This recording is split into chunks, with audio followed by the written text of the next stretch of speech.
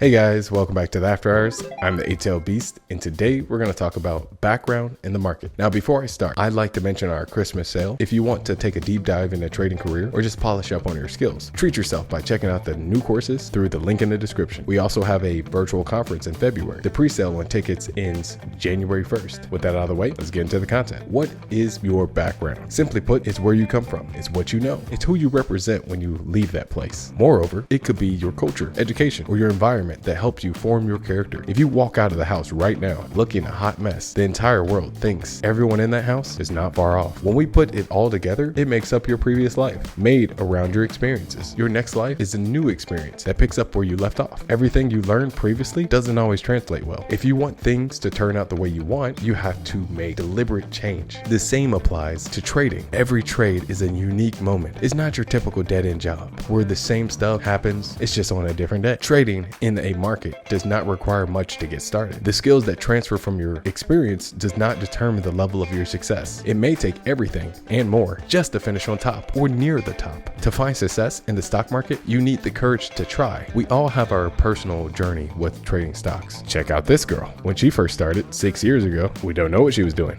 but now she joined OnlyFans. I'm not gonna trip because I see how much they make. I join OnlyFans if I can get away with it. You're competing against millions of competitors from all sorts of backgrounds. Many are believed to have an advantage. Failure is almost guaranteed to the traders that lack the willpower to endure the process. The only promised outcome in the financial world is constant change. Life itself is a series of changes with or without your consent. Having the ability to change is a form of intelligence. Intelligence is the desire to learn and do more of what works better and faster. Adaptability is one of the key measures of intelligence next to your level of consciousness. As Charles Darwin once said, it is not the strongest of the species that survives, nor the most intelligent that survives. It is the one that is the most adaptive to change. Fun fact, I have the most malleable personality, ISTP. It's a weird flex, but it's okay. It's a blessing as well as a curse. Does this mean the ability to adapt is genetic or learn skills such as money management or personality? In theory, the natural selection says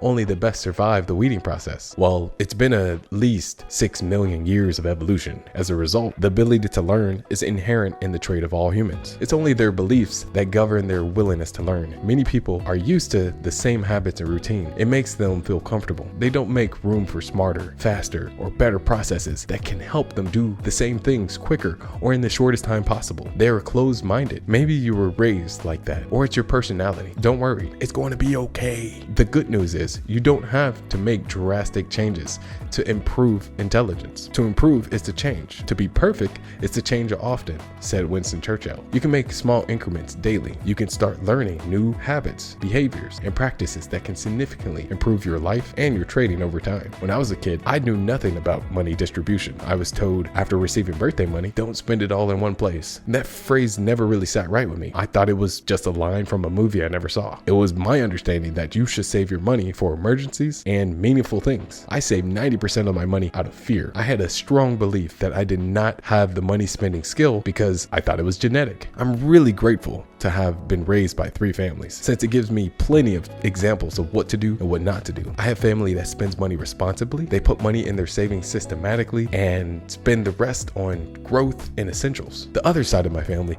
is a lot more extreme with their spending. Most financial decisions in general are heavily influenced by emotion, whether you spend on short-term happiness or long-term meaning. Spending impulsively and recklessly is exactly what everyone around me did. So I assume that's what a good portion of the 90% looks like. Those same people, they'll then go hustle someone else for their money later. You see this even in the financial world. They just have a lawyer backing them. For example, friends and family knew I often saved extra cash for odd jobs. This was before I opened a custodial bank account and a custodial investment account. There were several times I had to lend money, sometimes with or without my consent. My way of coping with this situation, because my personality, my character eventually developed around effort and giving, which made spending more meaningful. However, my tight budget in college shaped my value of the dollar, which got me thinking. The way people make their money plays a heavy role on what they think about about money. Hustlers and beggars think about obtaining money in a different way compared to the normal salaryman. One goes to their job to get paid for their time. On the other hand, another does a job to get a one-time payment, a bag. You can classify the income source as either stable or unstable. A lot of this applies to trading. During the bull market, Steven once told me, there is free money in the market. It only prints for those with a trading edge. When you are trading, your ultimate goal is to profit consistently. The risk management plan helps create a stable source of income. It is closer to the one-time payment, and you can put as much time as you want, whether it be aggressive or passive income. It depends on our risk tolerance. In penny stocks, you can leverage quick moves for aggressive income, or passively scalp in swing trades, which can also be leveraged to the extremes, but not recommended unless you have a solid win rate. Essentially, our background may influence our tolerance for risk and our work ethic style. However, everyone has the ability to thrive in the stock market because you have the ability to learn. The trick is surviving long enough for you to find your style and your sacrifices to pay off. Steven once said, you're not always going to be in your best condition. Every trade made slightly out of your comfort zone is a sincere attempt. Plan to go to war on yourself. I interpreted this as, just keep in mind, negative thoughts have a weight to them that weighs you down over time. Your main source of energy that inspires you to endure and execute efficiently stems from your values in trading. You can build mental strength and increase your tolerance through resistance training, which according to clinical psychologist Jordan Peterson is a noble goal. He said,